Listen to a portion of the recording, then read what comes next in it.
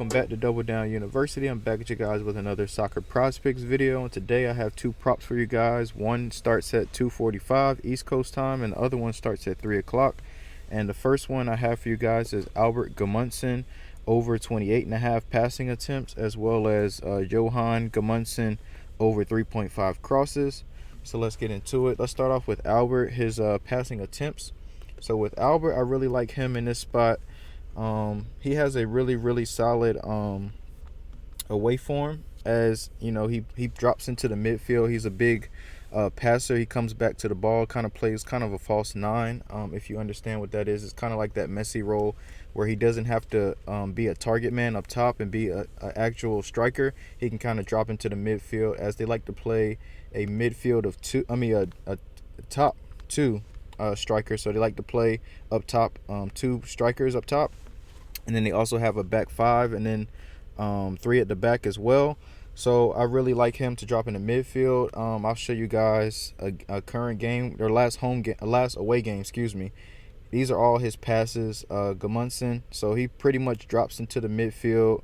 He had 50 passes in this matchup. So I really like his potential to be able to drop into the midfield. And then he's going to also need to do that because his team is terrible at possession. So in order for him to hold possession, he has to drop back and help them out and win like little headers, like on aerial duels and things of that nature. So I really like Gudmundsson, his passing attempts.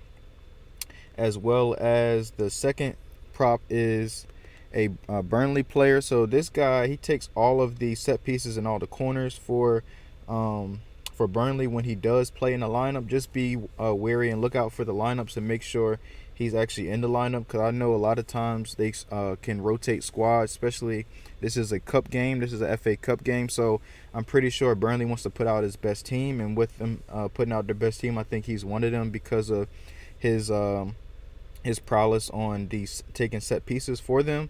One thing that I've noticed too is that whenever he's taking two or more corners, he's been able to go over this line of four pretty consistently.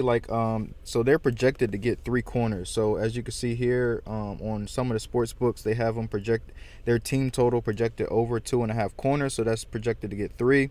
So really, all we really need is 3 corners and then one just regular cross into the box from open play, meaning just attacking, up and down the field, to be able to just get like a free kick in the attacking area and cross it into the box. That will put him over at 4, over that 3.5 line. And then, like I said, when he gets at least minimum of 3 corners, he's went over this 3 times this year when he's had that percentage of corners.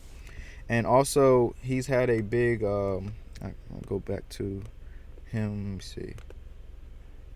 So for him, crosses,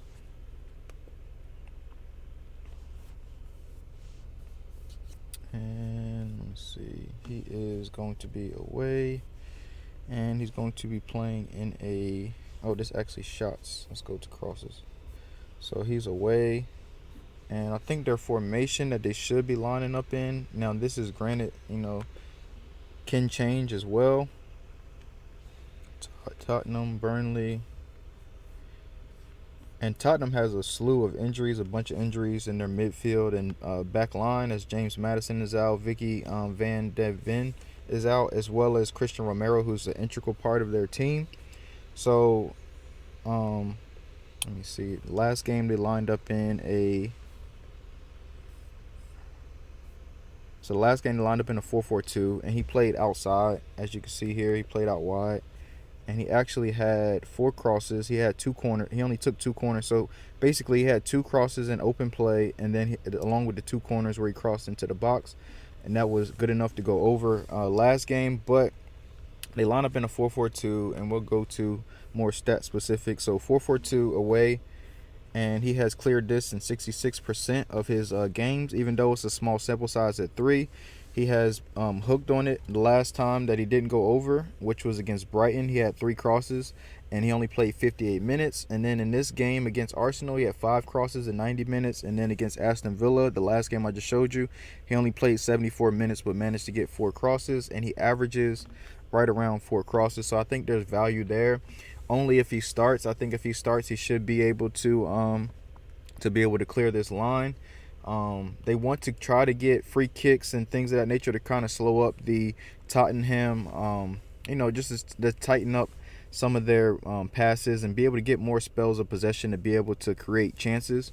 And I think that they will be able to do that in this matchup. So I really like his crosses.